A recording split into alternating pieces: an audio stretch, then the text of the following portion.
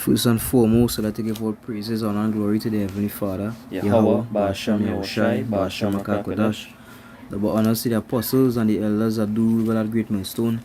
Peace and salutation to the Akia Mode, pushing his gospel in sincerity and truth. Say shalom to you, humble and sincere sisters out there as well. Just some of the brothers from the German Strand Camp. This lesson will be entitled Discipline and Consistency. Alright, I just want to get the definition of the words before we get the first precept. Right, discipline meaning it's the practice of training people to obey rules or a code of behavior using punishment to correct disobedience. It's a branch, no, that's a different definition. It's a train to obey.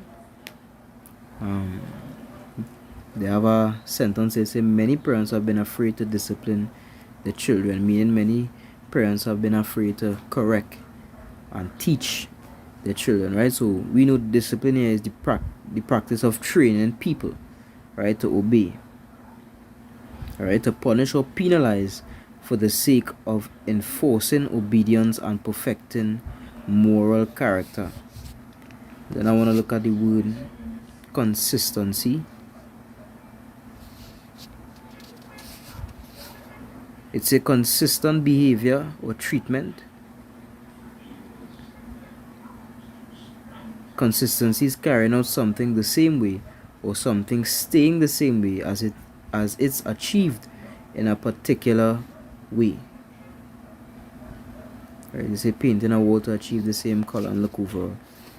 Right, so discipline is correction, and being consistent is being repetitive, doing the same thing over and over again, right? And by being disciplined, by being corrected, by being shown the right way, right, and being consistent, consistent correction, consistent evaluation, right? Hey, that what the Lord is about, and that what the Lord is going to do to us. You understand? You're going to be constantly corrected and evaluated, right, so that the best of you could come forward, right? Yeah, and before we bring the first precept, example of this, myself, let's go to the gym, whatever the case is, and normally in the gym you have certain men that they want to do the most, right? Like your limit is 10, they're trying to do 10, they're trying to do 20, they're trying to do 50, right?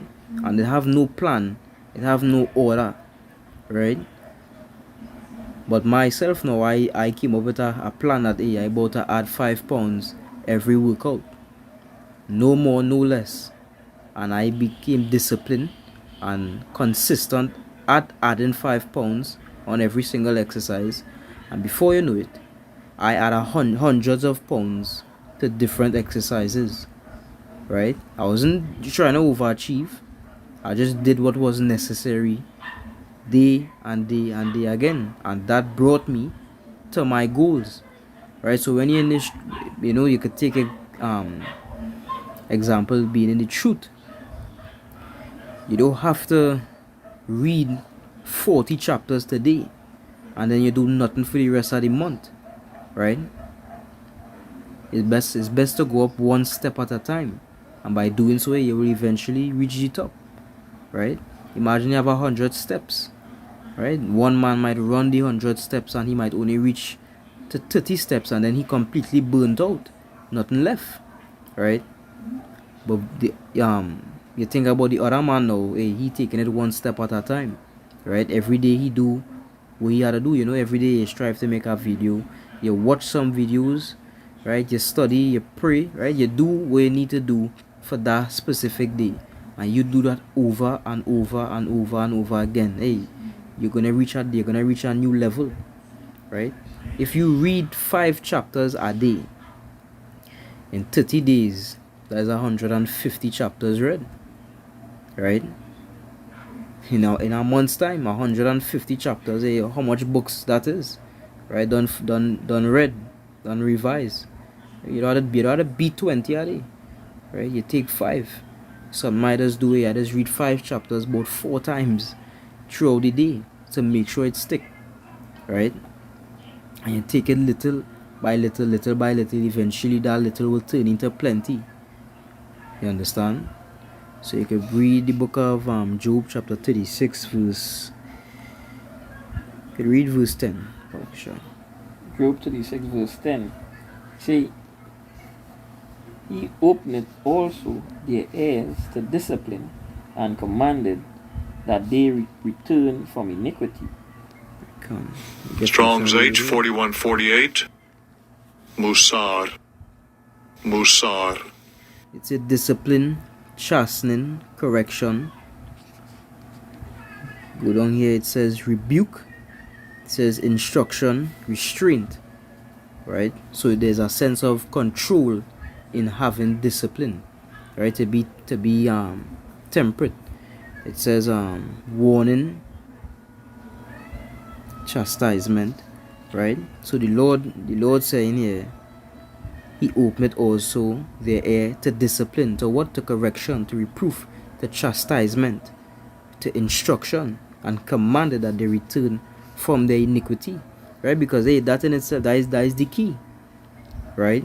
You need to apply that same correction into your own life. If you know it have certain habits that you had a kick, then pray to the Lord and remove it. You understand? If it's stopping you from reaching that full potential, it is becoming an obstacle in your way, you have to remove that obstacle, right? To achieve to be consistent, to achieve the consistency that you desire, discipline needs to be applied, correction needs to be applied, right? If you know, I ask yourself, what's stopping you from making a video a day, right? And when you find out what's stopping you, guess what? Get rid of it, right? What's stopping you from praying 3 times, 4 times for the day? Wherever it is, get rid of it. And by applying discipline, applying reproof, applying correction, right, you will reshape your life and allow that consistency to flow, right? If you're in here, son. Hebrews 12 verse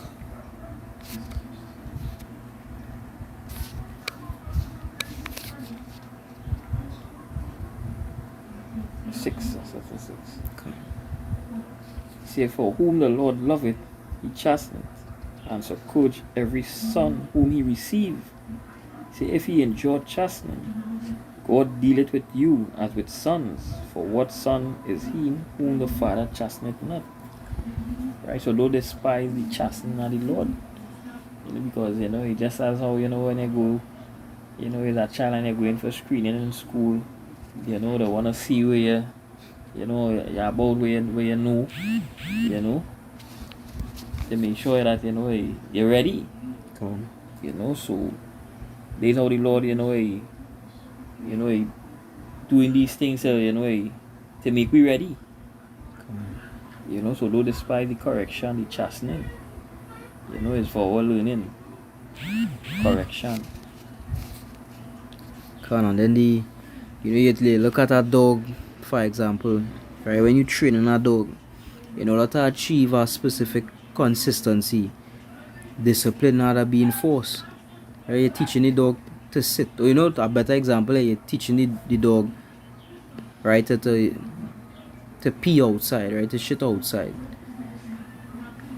It have a certain discipline you're gonna have to, whatever protocol it may be, as the scriptures say, and as the definition we read, training and discipline is almost as if it's the same thing. So you're gonna have to carry this dog under a specific training that would teach him or her to use the toilet outside.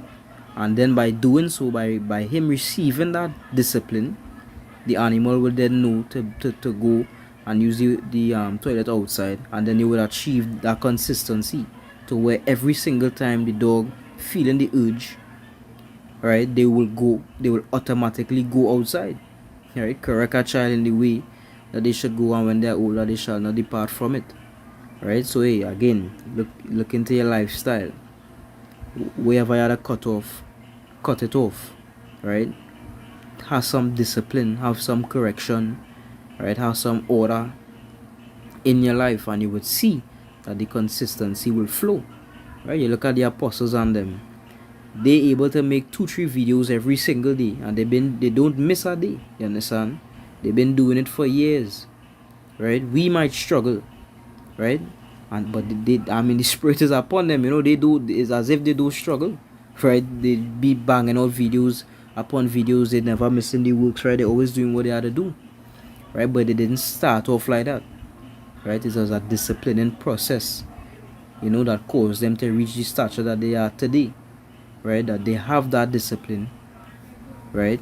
To be able, they know that they have to make a video every day because they had to feed the flock, right?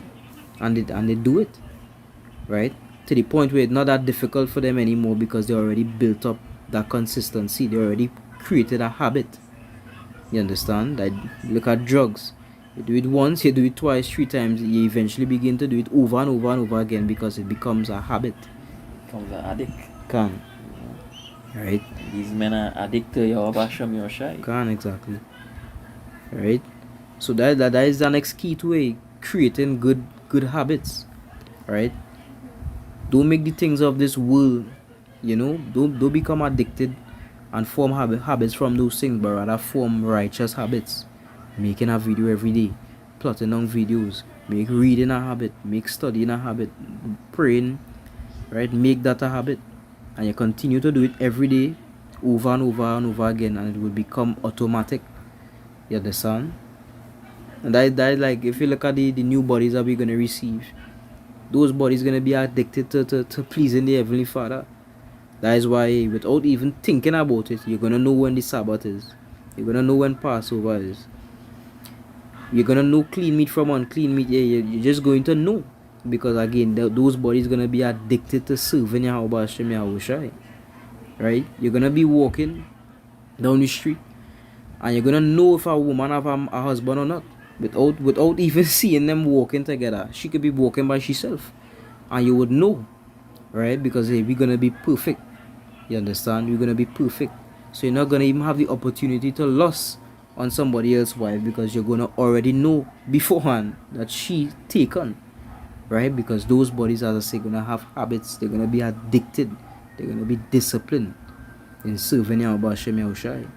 And we don't have those bodies yet. So we had to do the best that we possibly could to be like Yahweh Shai. Taking patterns, taking examples, from the men who was before we, to the men that, striving the truth from 30 years plus, coming up, the elders of Great Millstone. Take example of these men. These men are feeding the flock. The scripture saying about 3.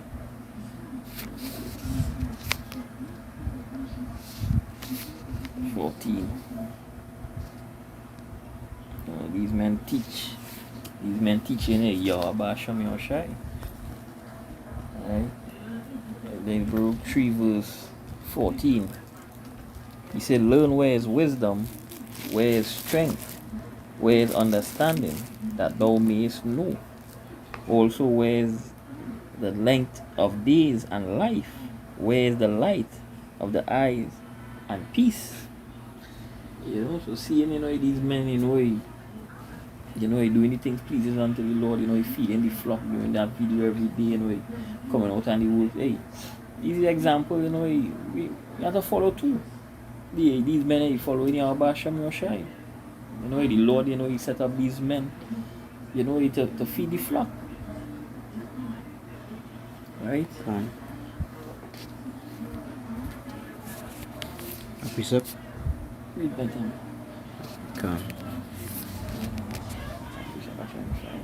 Right, I'll bring out 1 Corinthians 15 verse 58. I'm getting a bit better.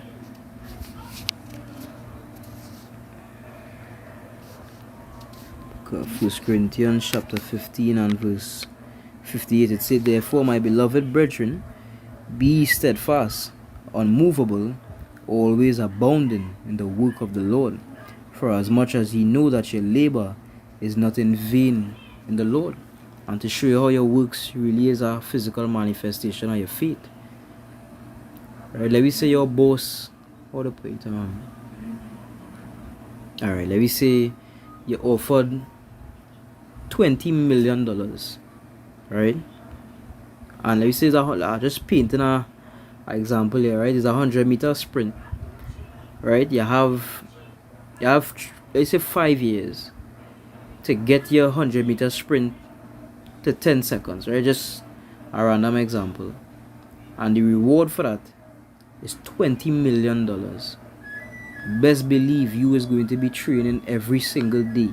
You're going to make sure your diet, your sleep, your water intake, your stress levels, everything going to be optimized, right? You're going to do every single thing in your power to make sure by the deadline you run in 10 seconds, right? And nothing is going to stop you from achieving this goal. And if you do achieve it, you're going to be very close, right? You're going to give your life, you're going to give your all to the goal, just like these athletes, how they just sacrifice their life, right, to achieve a reward, a trophy, a championship, to win a match, right? It's the same thing here. It say your labor is not in vain, right? So as much as you know that your labor is not in vain, always abound in the work of the Lord. So if you know now the gift 20 million is nothing compared to what the kingdom of heaven would bring, right? The scriptures say the crowns that these people have is they seek for a corruptible crown, but we are incorruptible, right? Because the things that we fighting for actually matter. The things that we fighting for have word to it, right? I want to look up the word abounding.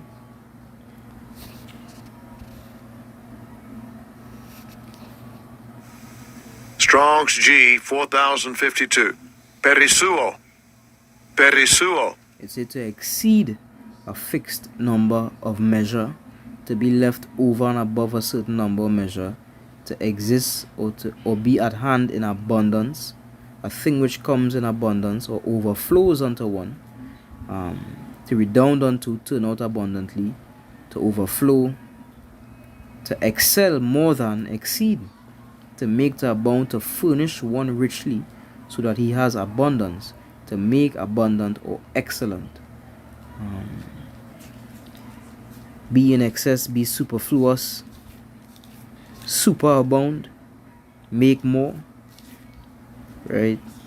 Be the better, exceed, excel, increase, right? So we get the point. Abound in the work of the Lord is to have works in abundance. You understand? That basically what it means, to have works in abundance, because you know good and well you're going to be rewarded for all your works. You understand? In faith, because the Lord know why you're doing it. The Lord know you will think that the video is gonna save you, right? The Lord understand why you're making all these videos. He understand why you're doing the works. He understand why you're praying, fasting, reading, studying all these things, because you have faith. You actually believe, and that was required, right? So by you abounding in the work of the Lord, you understand, you showing the Lord that you so believe that you literally giving your life, all your time, you understand, for this matter, knowing good and well that hey, I gonna be rewarded. And though that the spirit that the elect will have, you understand, that same spirit would make them receive salvation. Yeah. Okay. You good? Psalm 37, 23. 37. Yeah.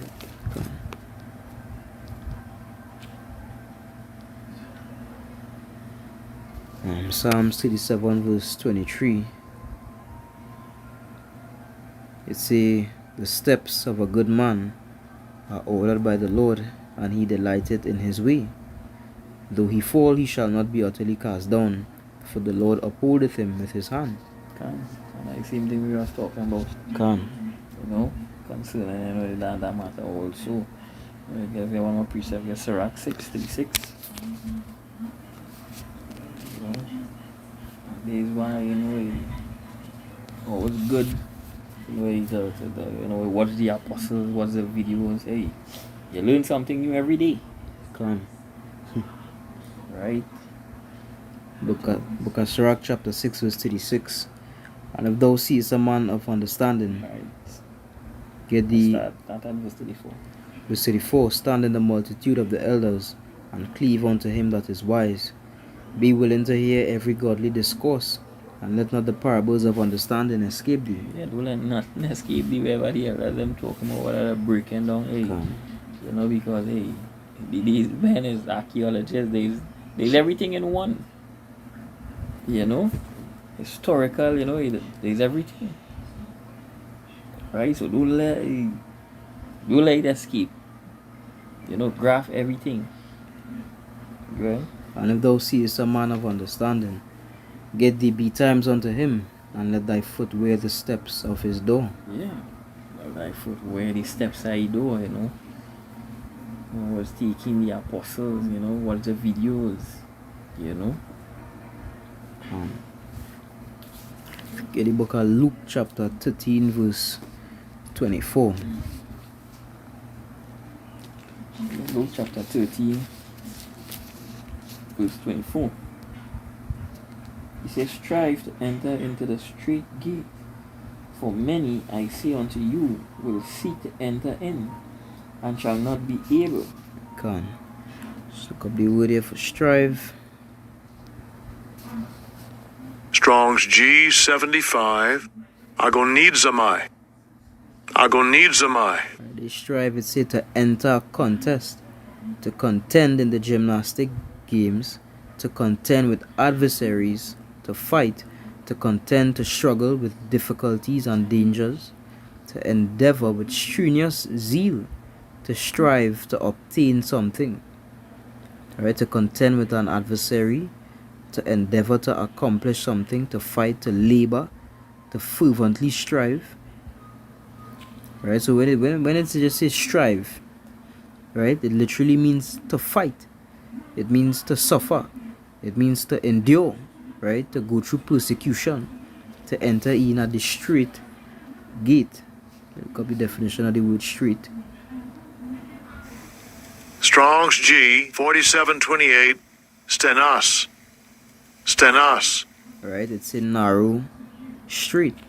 It's a for select. It's a for many, I say unto you, will seek to enter in and shall not be able.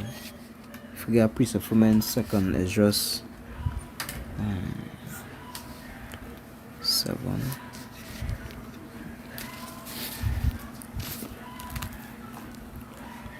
Verse 6.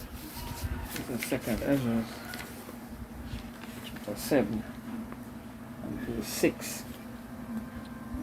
You read, so like you read till 9, Malksha. Second Ezra 7 verse 6. He said, there is also another thing. A city is built and set upon a broad field, and is full of all good things. He said, the entrance thereof is narrow, and is set in a dangerous place to fall, like as if there were fire on the right hand, and on the left a deep water, and one only part between them both, even between the fire and the water, so small that there could but one man go there at once.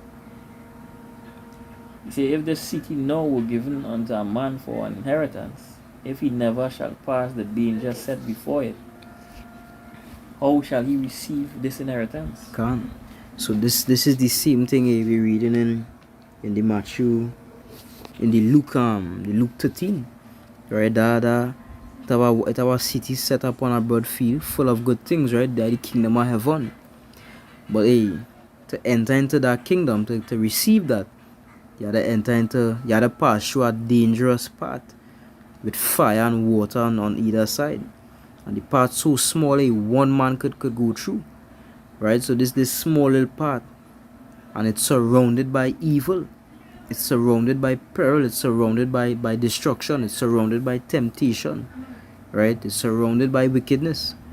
But the only way to reach the kingdom is to pass through this path. Right? And it say if the city were now given unto a man for an inheritance, right? Because it's ours. The kingdom of heaven is Israel's kingdom, right? Through Yahushua. That's our inheritance. The scripture said the world was made for whose sake? Our sakes. Right? We are the rulers of the earth. You understand? We are the kings of the earth. We are the ones that the Lord choose. Right?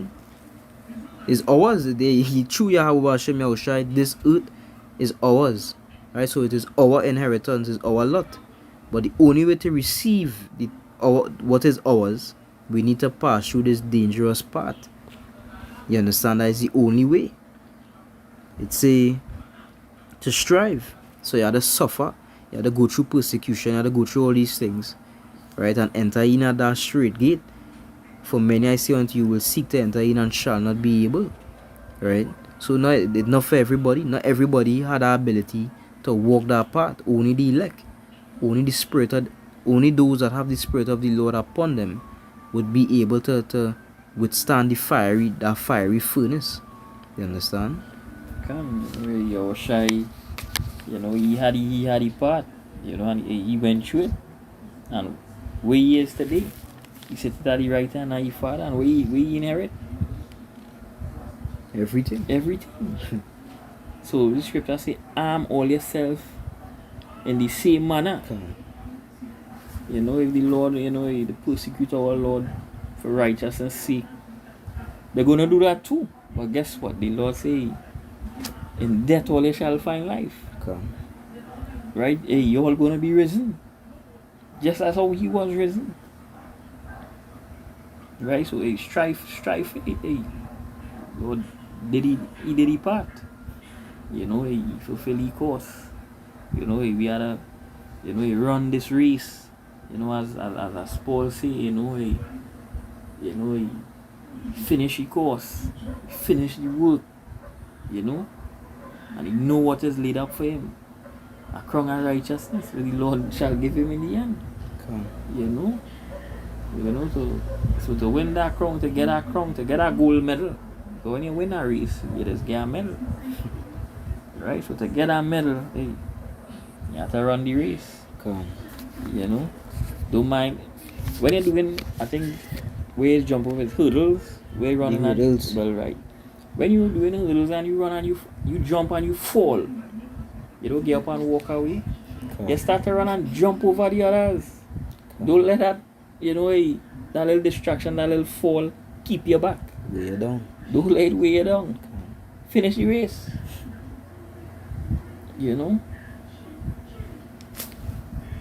Precept? You bring on Matthew 7? No. Matthew 7, 13, 14. Look at Matthew chapter 7 verse 13. It says, enter ye in at the straight gate, for wide is the gate and broad is the way that leadeth to destruction, and many there be which go in thereat. Because straight is the gate, and narrow is the way which leadeth unto life, and few there be that find it. Yeah, few there be that find it. Few. So you see the Lord, he ain't dealing with great numbers.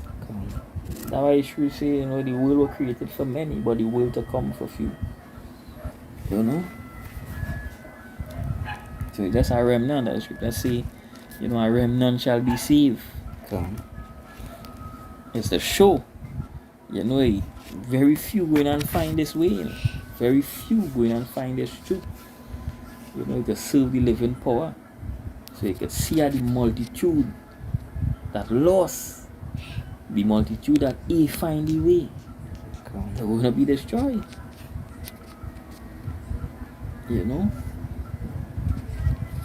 Because scripture say, we is children of the light, right? The elect is children of the light. So these other nations, they don't have the ability to navigate, right? They really can't even see they can't even see the path. They don't even know where they're walking. The scripture says the blind group it in noonday. You understand? They don't know what's going on, right? It's a valley of the dry bones. They don't know prophecy. They don't know what is to come. They don't know the enemy. They don't even know their own identity. They don't know their power. They don't know how to live. They don't know what is the purpose of life. They don't know anything, right? They're just alive, and to show they know greater than beasts. They're just moving off a impulse at this point, right? They're just moving off of instinct, right? Survival. But the men of the Lord are not earthy, right? They are not carnal, but they are spiritual men. So they don't move according to the flesh. They move according to the spirit. And sure, it will have times where a man might fall, right? Where the flesh might consume him in a certain moment. But that is what the Lord says, subject us unto vanity, right? And the same He subject unto hope. You understand? So the Lord will cause you to sin, you know, for whatever reason. The scriptures show all things work together for the greater good for them that love Yahweh, right? So you falling short might lead to you becoming a better person.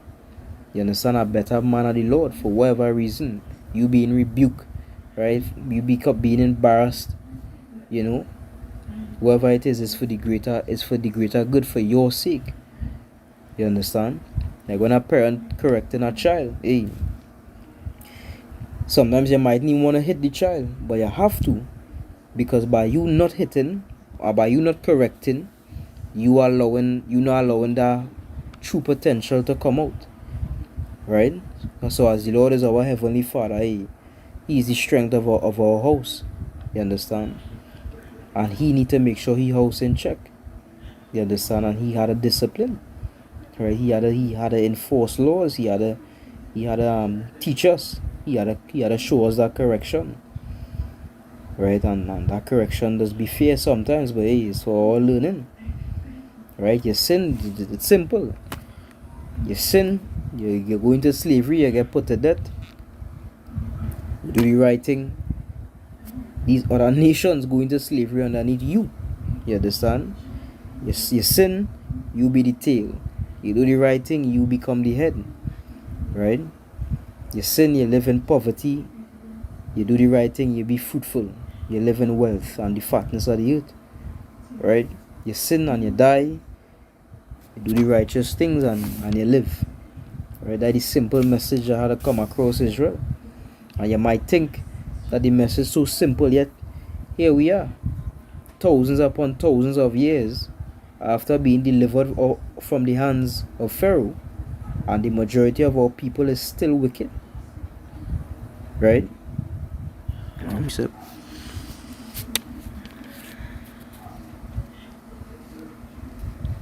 God destroyed.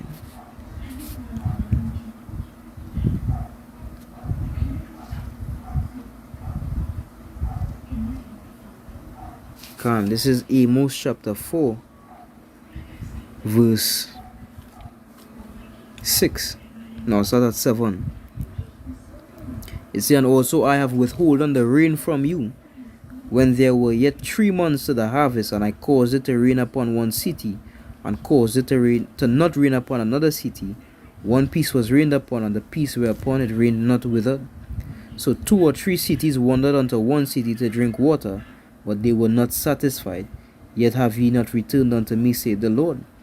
I have smitten you with blasting and mildew. When your gardens and your vineyards and your fig trees and your olive trees increase, the palmer worm devoured them. Yet have ye not returned unto me, saith the Lord. I have sent among you the pestilence after the manner of Egypt. Your young men have I slain with the sword, and have taken away your horses, and I have made the stink of your camps to come up unto your nostrils. Yet have ye not returned unto me, saith the Lord. I have overthrown some of you, as power overthrown Sodom and Gomorrah, and ye were as a firebrand plucked out of the burning. Yet have ye not returned unto me, saith the Lord. Right? After all this persecution, after all this teaching, after all this disciplinary action, Israel still wicked to this very day. Right? We went into slavery, a slavery that has never before been seen. The worst slavery ever. You understand? The most cruelest treatment, right, by the worst people on the face of the earth. And still Israel wicked to this very day, no matter how much persecution, how much, plagues, right, befall Israel. Somehow they continuing to revert back to wickedness. So where you think the Lord gonna have to resort to? Desolation. The Lord is going to have to wipe out you niggas, right? We not, I'm not saying I exempt from it, but all those that are wicked and that are not of the elect, the Lord gonna wipe you out. Because that's the only way. Because if you don't want to learn, right? If you don't want to learn, you don't want to repent, then you had to be destroyed. Because that is the only way. And it say that here. Verse 12, it said, therefore thus will I do unto thee, O Israel, and because I will do this unto thee, prepare to meet thy power, O Israel. Right? So Yahweh Hashem Yahushua is saying, if you want to listen, well, prepare to meet me. Right? Prepare for what is to come. You understand? Because a perilous thing about to take place. The same thing, the prophet, he told Saul. You can't. Tomorrow you and your son gonna be with the Lord. Can't. That's a terrible thing, and it's to show how wicked Jake is. And the Lord know too. The Lord know the mind. Can't. He know everything. As scripture say in 2nd Ezra, 16. Yeah. Let's jump to the point one time. 2nd Ezra 16 verse 19. 2nd Ezra chapter 16 verse 19. Behold, famine and plague, tribulation and anguish are sent as scourges for amendment. But for all these things they shall not turn from their wickedness, nor be always mindful of the scourges. Yes, all these things the Lord did deliver we into the hands of our enemies. So we went through slavery. All these blows, all these whips, Jake taken. And he ain't turning back to the Lord. They just show how the Lord stretched out the hand unto rebellious people. Lying, children, disobedient. They hate the Most High. Love wickedness. They ain't want to turn back. But the elect gonna serve Yahweh Hashem Mashiach. They're gonna think upon his name. They're gonna call upon his name. But these people, them is the same ones who was in Egypt who say, you bring me out in the wilderness to die? Let me go back to Egypt where there is food. Right? And it's scraps that was eaten over there. Right? Being beaten.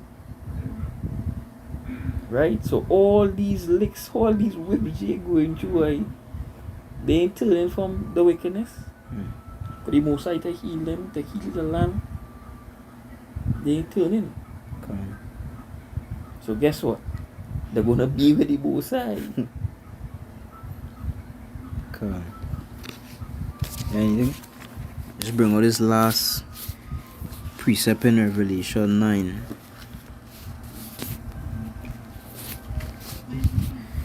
Book of Revelation chapter 9 and verse 20. It says, and the rest of the men which were not killed by these plagues yet repented not of the works of their hands, that they should not worship devils and idols of gold and silver and brass and stone and of wood, which neither can see, nor hear, nor walk. Neither repented they of their murders, nor of their sorceries, nor of their fornication, nor of their thefts. And to prove that, right, before World War III take place, we know if we're gonna have famine in the world, right? The Lord in Jacob's trouble, where the so-called white man is going to be killing Jake, you understand, where he's gonna be persecuting them, right? Where they're gonna be starving to death, right? All manner of hell gonna be upon Israel. The scripture say for judgment must first begin at the house of the Lord, right? And the righteous scarcely be saved, where shall the sinner appear? So that gonna be the state that even the righteous going and get afflicted. So imagine the 2/3. After all that pain, after all that agony, guess what they're gonna do? They're gonna go to the so-called white man and take the MOTB. You understand? After all that were gonna befall them, they are going to see the so-called white man killing their people, right? Just as in slavery. Who was responsible for the hundreds of millions of lives lost? The so-called white man. You understand? Yet Jake love him to this day. So it's the same thing. They're gonna see the fangs of the so-called Esau, and it's still in the end they're gonna run to him. They're gonna cleave to him and take the mark, right? So don't matter. It's as if the Lord had no other choice but to wipe us out. You understand? Because if you don't want to be corrected, you have to be put to death. That's the only way. And you have to be reborn, you have to be remade. You understand? In the kingdom of heaven. So no matter how much famine, how much plagues, whatever they're going to go through, they're still going to choose the so-called white man over Yahweh Hashem Yahushai. Right? They're so loyal to these other nations. You understand? They're so loyal and die hard that they will go in the military and die for the name of America. Yet they don't wanna, yet they just can't bring themselves to serve Yahweh Hashem Yahushai. You know? Anything I hear with that will be most edifying. Giving all praises and glory to the Heavenly Father, Yahweh, Ba'ashem, Yahushai, Ba'ashem, and Kakodash. Double honors to the apostles and the elders that do rule by the great millstone. Peace and salutation to the Akim out there pushing his gospel in sincerity and truth. Say shalom to the humble and sincere sisters out there as well. Just the brothers from the James Strand camp saying shalom. Shalom.